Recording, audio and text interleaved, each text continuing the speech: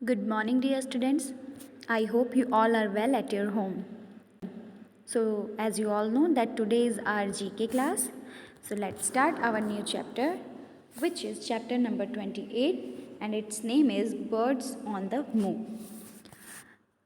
In this chapter, we will discuss about the migration of birds. Okay, students? So, what is migration? So, migration is common in birds that cover long distances for suitable nesting habitats.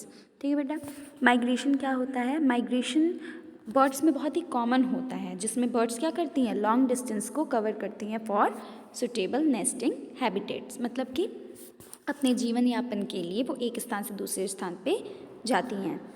Every year different birds fly and cover long distances. हर साल अलग अलग जो birds होती हैं वो क्या करती हैं, fly and cover long distances, मतलब उड़ के बहुत ही लॉन्ग डिस्टेंस को कवर करती है.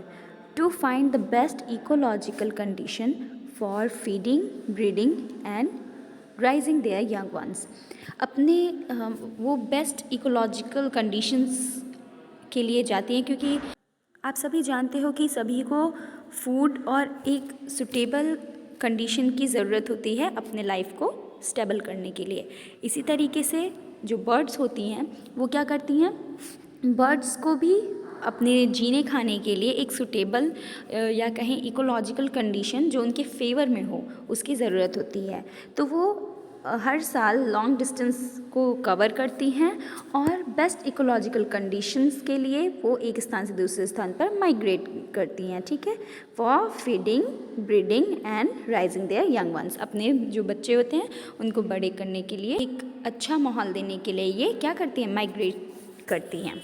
तो चलिए हम अपने चैप्टर को स्टार्ट करते हैं. Okay, a bird that does not migrate is known as. एक पक्षी जो माइग्रेट नहीं करती है उसे किस रूप में जाना जाता है? तो your correct answer is permanent resident. ठीक है, मतलब जो बर्ड माइग्रेट नहीं करती है वो उसका क्या होता है, एक स्थायी निवास, या उसको क्या कहते हैं, एक स्थायी निवासी कहते हैं. चलिए हम अपने सेकंड क्वेश्चन पे आते हैं. What change takes place in the bird's body before it migrates? मतलब माइग्रेट होने से पहले बर्ड अपनी बॉडी में क्या चेंजेस करती हैं?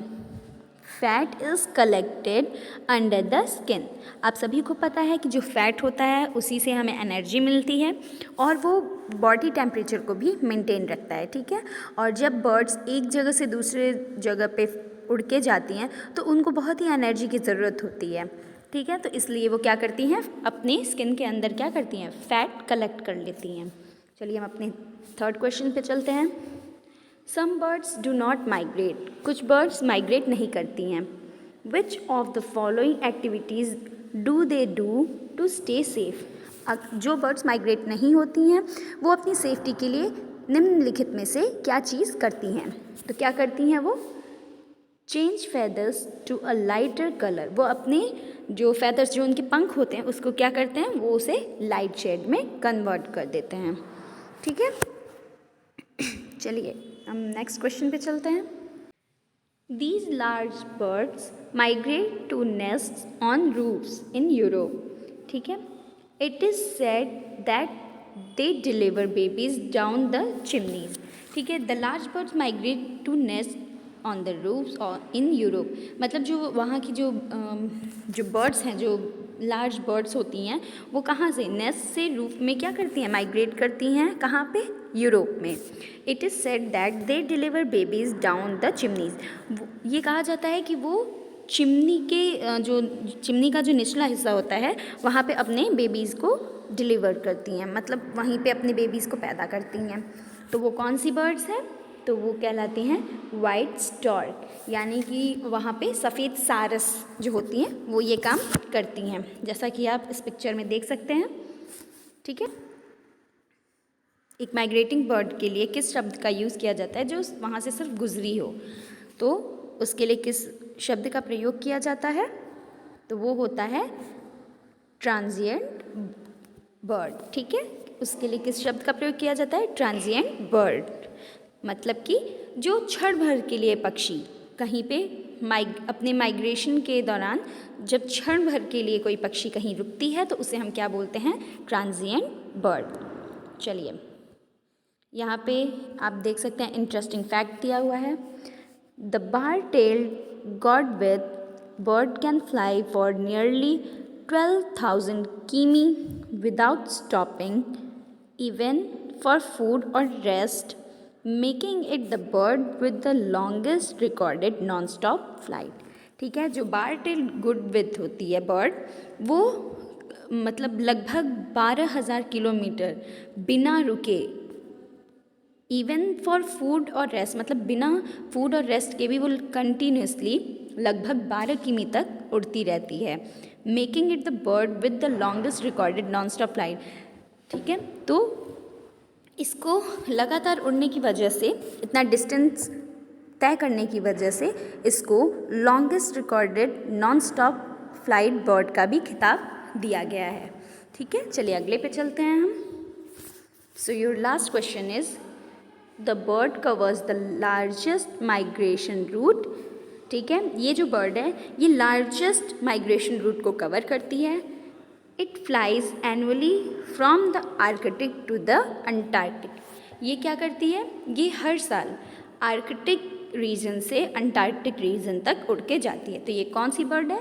तो this is called Arctic tern. ठीक है, इस बर्ड का नाम क्या है? Arctic tern. आप इसको देख सकते हो।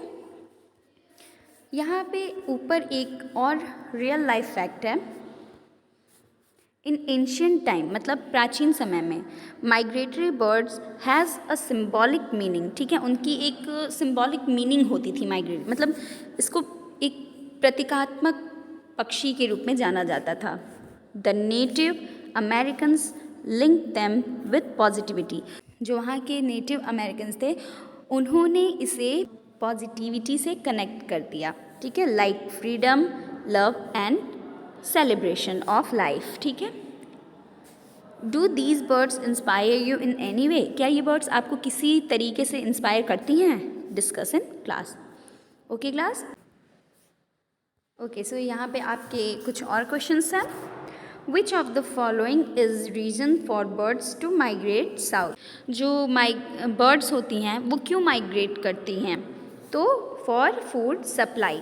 ठीक है, अगले क्वेश्चन पे चलते हैं। What is the theme for world migratory bird day 2021? जो वर्ल्ड माइग्रेटरी बर्ड डे था 2021 का, उसकी थीम क्या थी? सिंग, फ्लाई, सोर लाइक अ बर्ड। ठीक है, ये क्या थी? 2021 वर्ल्ड माइग्रेटरी बर्ड डे का थीम था। ठीक है, फिर अगले पे चलते हैं। Which of the following bird does not migrate in groups? निम्न में से कौन सा वो बर्ड है जो माइग्रेट नहीं करता है? तो you have 4 options, so option number 4 is correct. Okay, चलिए आगे बढ़ते हैं। A route that most bird will follow when they migrate, that route is called। ठीक है, मतलब एक रास्ता जिसे लगभग बहुत सी बर्ड्स क्या करती हैं? फॉलो करती हैं। कब? जब वो माइग्रेट करती हैं। तो वो रूट क्या कहलाता है? वो रूट कहलाता है अ फ्लाई वे। ठीक है, there are how many major flyways in North America? North America में मेजर फ्लाईवेज कितनी हैं? तो there are 4 major flyways in North America. First one is the Pacific, second central, third Mississippi and fourth is Atlantic flyways. ठीक है बेटा, चल दिए हम अपने अगले क्वेश्चन पे चलते हैं। What changes happen to a bird's body before it migrates? तो ये मैंने आपको चैप्टर को डिस्क्राइब करते हुए ही बता दिया था। तो वो क्या करते हैं?